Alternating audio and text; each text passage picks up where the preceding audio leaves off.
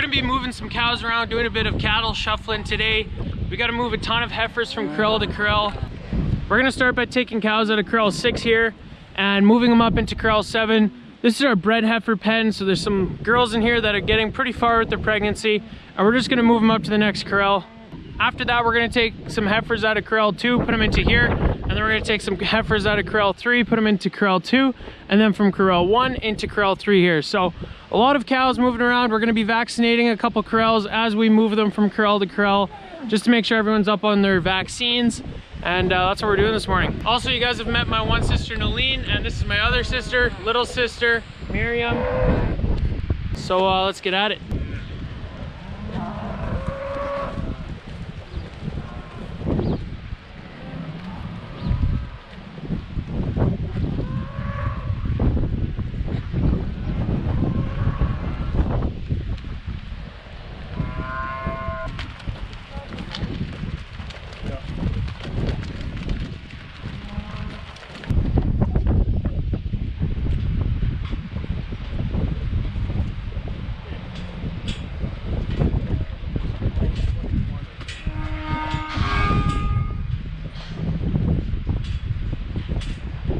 So my dad's all the way up at the front there. He's just checking out their udders. If they're starting to bag up a little bit, he says in. I'll sort them out. Make sure they go in this corral here.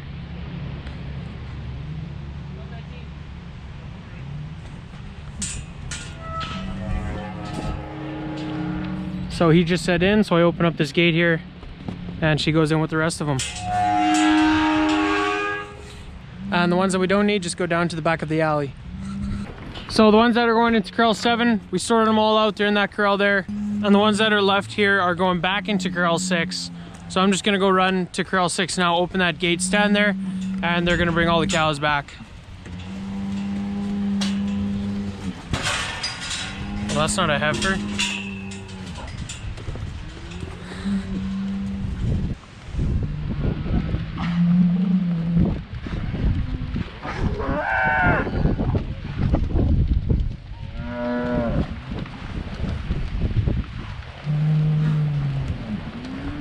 So we just took corral 2 out. We're gonna take all the collars off and then put them into corral 6. Got them all in the tub. Hey.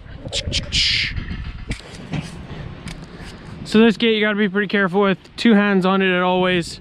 And it just clips behind these other poles here. Makes it so it can't shoot back anymore.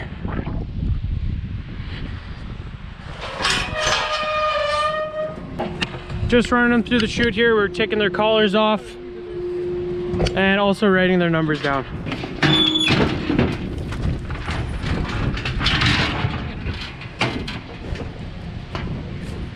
$12.70.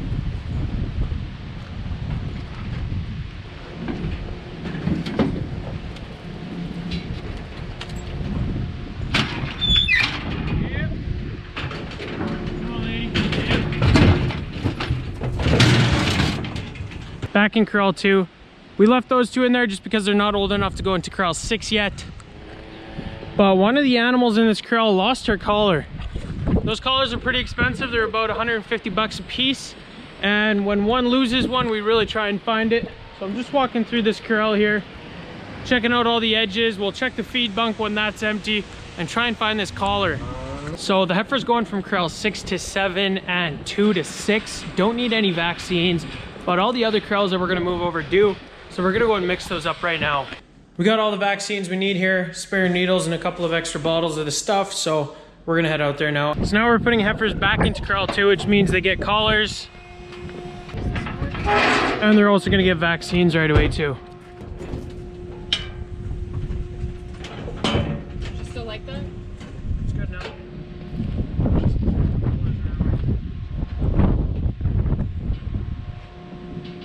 Did you say you don't want any more of these like this? No. Because they are going to eventually get so worn that you can't put them through anymore.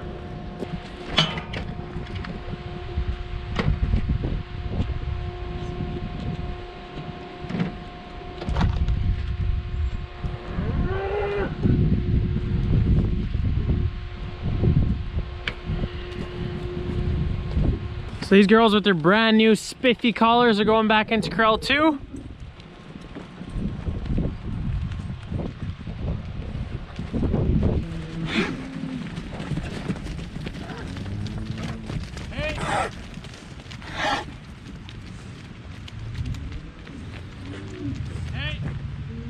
We're all done shuffling the cows around now. It's important that we do it right on time when the cows get older and they need to move over, that we move them over right away, especially for corral 2, so we can start breeding those young heifers, and they'll go on different rations. You know, these calves need to eat less grain as they get older, otherwise they'll start getting too fat. So it's good that we got them all moved over now. We're just here in our pack barn, special needs pack and the maternity pack right there. And this special needs pack is all cows that are sick or sore, and they still get milked twice a day. So we just chase them out here into the holding area. They go through the parlor and then they come back this way again. And we do rinse this concrete off once a day in the morning, but it's starting to get a little bit slick. We're not able to get it right down to the concrete every time. And this is what the clean concrete looks like. And this is kind of dirty. It just built up with the manure every time. Cows are walking on there, packing it down pretty good, and it's getting pretty slick. So before a cow hurts herself there, we're gonna pressure wash it off, get it right down to that nice clean concrete. It's broomed concrete, which means it's really textured and rough on top, so it's really grippy when it's clean. It's this whole area and around the curve there where they walk every day that's dirty. And I tried cleaning it with the fire hose here. I was able to get a little spot clean, but that took me probably 2 minutes to do. So this entire area is gonna take way too long like that. So we're gonna use a pressure washer with a special nozzle on there, and hopefully we'll be able to get this clean pretty quickly here. So I'm gonna grab the pressure washer. I believe it's in the calf barn right now. Before we go into the calf barn from the cow barn, we're gonna rinse our boots off here.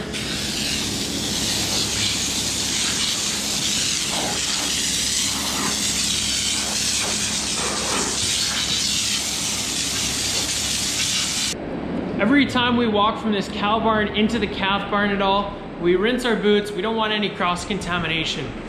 This is the pressure washer right here. We leave it in the back corner of the hallway of the calf barn here, and it couples up into the wall. There's a quick coupler right there, and we can just unscrew this hose, and it goes into the stainless steel pipe, and one of them goes into each room with the quick coupler as well. And then we can leave the pressure washer there and rinse the entire room down. But now we're just gonna take it to the cow barn there.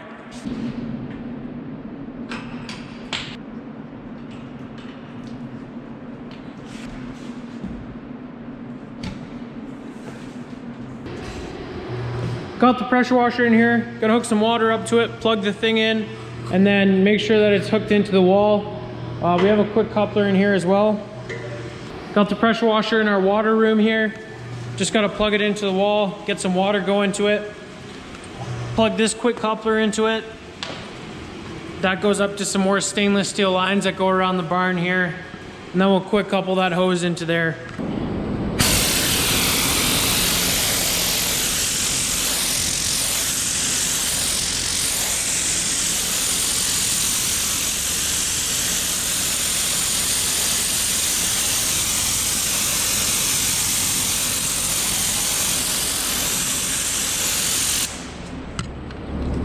So this is a special nozzle for the pressure washer. It kind of cones out and it just sprays it so tight with so much pressure. It just peels the manure right off of the concrete here.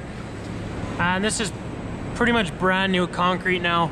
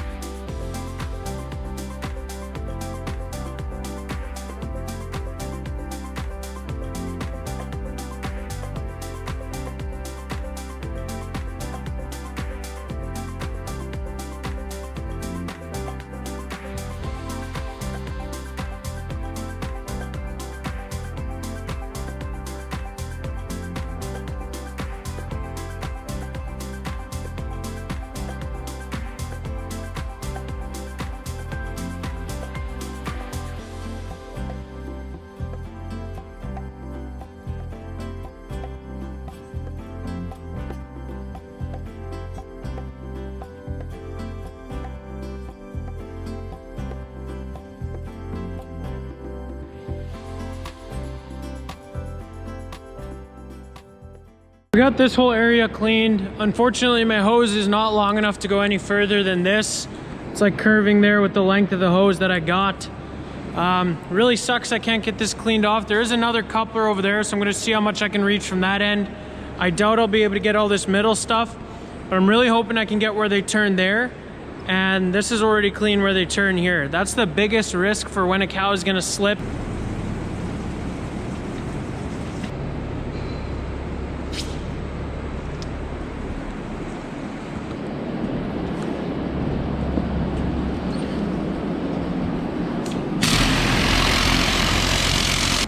Awesome, we'll be able to reach most of the stuff that's left here right up to where I left off from that quick coupler from over there. So we'll get started on that side.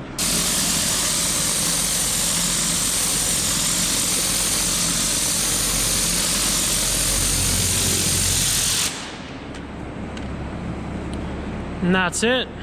Probably not a bad idea actually to wear some ear protection and maybe even some safety goggles when you're wearing that thing. My ears are ringing right now. We'll get over it. I just want to show you guys how this nozzle works because I didn't know how it worked last time. But if I come over here to the quick coupler and turn the pressure down a little bit, we can slow it down, kind of turn the pressure down to this nozzle a bit. So it's just a really small stream of water that spins around really quick, makes the shape of a cone, and it cleans really good. And then when I turn it up, it goes so quick, it just missed it. And that's how this nozzle works. One of our brushes in our main cow barn here is not working anymore. It just doesn't turn on when a cow hits it. I tried body checking it with my shoulder and just didn't turn on. So we called Saskview and got a spare part here. So we're just gonna replace it. It's the board on the inside of the brush. I don't know if you can hear that, but there's something shaking in there, and that's probably what senses it to turn on, and that's probably broken in the brush right now. So we're just gonna swap these around, and hopefully it works after that. This is the brush right here, simple De Laval one. And this board just goes in this little housing right here. So we got 4 screws to take out, take it off. And then we'll have to mess around with some wires in there. So I'm just gonna make sure it's off. And then we're gonna unplug it up there as well. So this is what it looks like inside that housing there. Just 4 bolts to take the thing loose. And we also gotta unscrew 4 Phillips head screws. That's what holds the wires in for the power for this thing. And after we get all that unhooked, we'll be able to take it out, swap it out. And we gotta make sure these wires go the exact same way in the new board. Otherwise, it's probably not gonna work right. So we're gonna get that done. There's a little plastic coating on the inside of the box here. And the top corner there, it looks burnt. So maybe this board just got really hot or something. And something probably cooked in there, I don't know. But we're gonna go put this new one in there now. So we got the new one all hooked up, ready to go. I'm just gonna plug it in and turn it on, make sure it works. Because if it doesn't, we're gonna take that thing out again because that wasn't the problem. So we'll just double check before we seal her up.